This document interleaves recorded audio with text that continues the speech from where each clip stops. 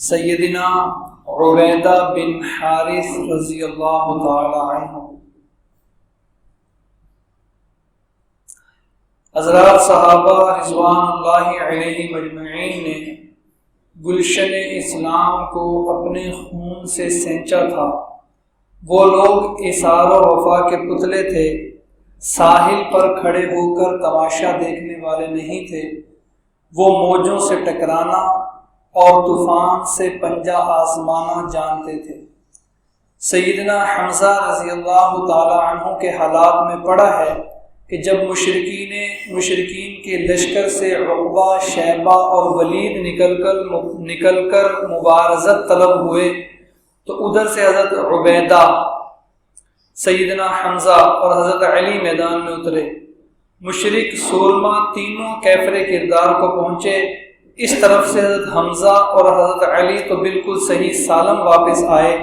حضرت عبیدہ رضی اللہ تعالی عنہ کی ٹانگ میں زخم آ گیا تھا، جس کی وجہ سے بدر سے واپسی میں صفرا کے مقام پر وہ اللہ کو پیارے ہو گئے اور انہیں وہیں دفنا دیا گیا۔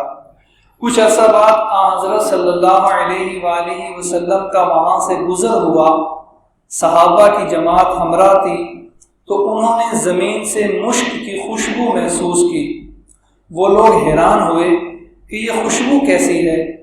حضرت صلی اللہ علیہ وآلہ وسلم نے ارشاد فرمایا کہ عبیدہ بن حارث رضی اللہ عنہ کو یہاں دفن کیا گیا تھا، یہ خوشبو اسی کی قبر سے آ رہی ہے۔ قدرت کبھی کبھی بندوں کی نصیحت کے لیے عجیب و غریب کرشمے دکھا دیتی ہے۔ ترمذی شریف میں ہے کہ ایک صحابی نے دوران سفر کہیں اپنا خیمہ نصب کیا تو نیچے سے سورہ ملک کی تلاوت کی آواز آئی۔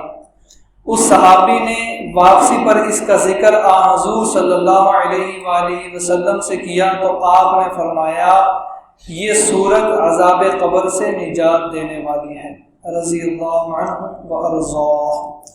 اللہ تعالی ہمیں صحابہ کے نقش قدم پر چلنے کی توفیق عطا فرمائے۔ بسم اللہ